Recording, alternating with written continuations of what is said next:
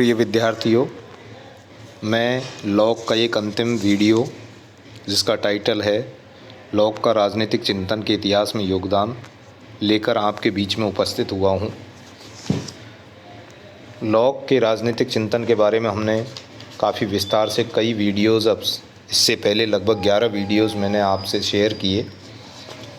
ये अंतिम वीडियो है जिसके आधार पर लॉक के चिंतन का राजनीतिक जो चिंतन है उसका इतिहास में, राजनीति में क्या प्रभाव और क्या महत्व रहा है, क्या योगदान रहा है, उसके बारे में मैं आपको बताना चाहूँगा।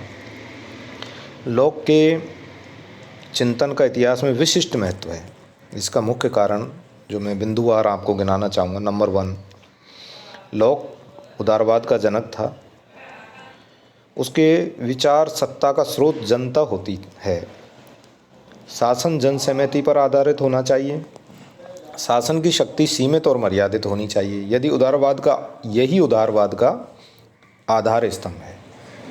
इसी के आधार पर लॉक के दर्शन को उदारवाद की अंतरात्मा कहा जाता है। उदारवाद की शुरुआत ही सबसे पहले लॉक ने की थी। नंबर 2, लॉक के राज दर्शन में व्यक्तिवाद का प्रबल पोषण मिलता है। व्यक्तियों को प्राकृतिक अधिकारों से विभूषित कर व्यक्ति की आत्मा को सर्वोच्च गरिमा को स्वीकार किया जाता है।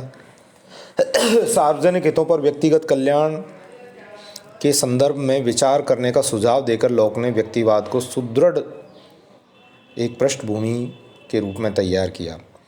तीसरा, जनता की जनसहमति पर आधारित वैधानिक शासन का विचार लॉक की महत्वपूर्ण देन है। नंबर 4, प्राकृतिक अधिकारों का सिद्धांत राजनीतिक दर्शन को लॉक की सबसे बड़ी देन है।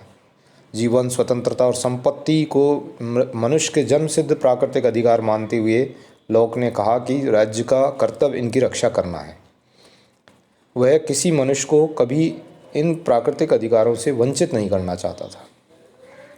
इसलिए आजकल आपने देखा होगा बहुत सारे देशों ने अपने संविधान में इनको एक प्राकृतिक अधिकार, मौलिक अधिकारों के रूप में स्वीकार किया है। 5वां, मॉन्टेस्क्यू से वर्षों पूर्व शासन के 3 अंगों को विभाजित कर उसने शक्ति पृथक्करण के सिद्धांत का भी बीजारोपण किया, क्योंकि उसने बताया राज्य का आधार क्या है। कानून की व्याख्या, कानून नहीं होना, कानून के अकॉर्डिंग न्याय नहीं होना, ये सब बातें जो उसने कही वो मॉन्टेस्क्यू के शक्ति पृथक्करण के सिद्धांत का एक आधार बनी। नंबर 6, ऐसा कहा जाता है कि उपयोगितावाद की शुरुआत भी लॉक से ही होती है। लॉक ने व्यक्ति के आत्मिक उत्थान के साथ साथ भौतिक उत्थान को भी समन्वित करने की बात की है। व्यक्ति की भौतिक समृद्धि और आर्थिक उन्नति को उसने बहुत प्रधानता दी है। इस प्रकार से इस उपयोगिता को मानव स्वभाव के साथ संबद्ध कर लॉक बेंथम के राजनीतिक पूर्वज जाने लगते हैं।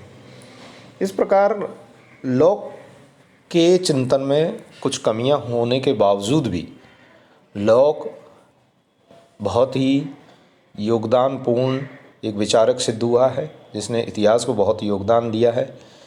वह प्रथम उदारवादी के रूप में आज सिद्ध हुआ है।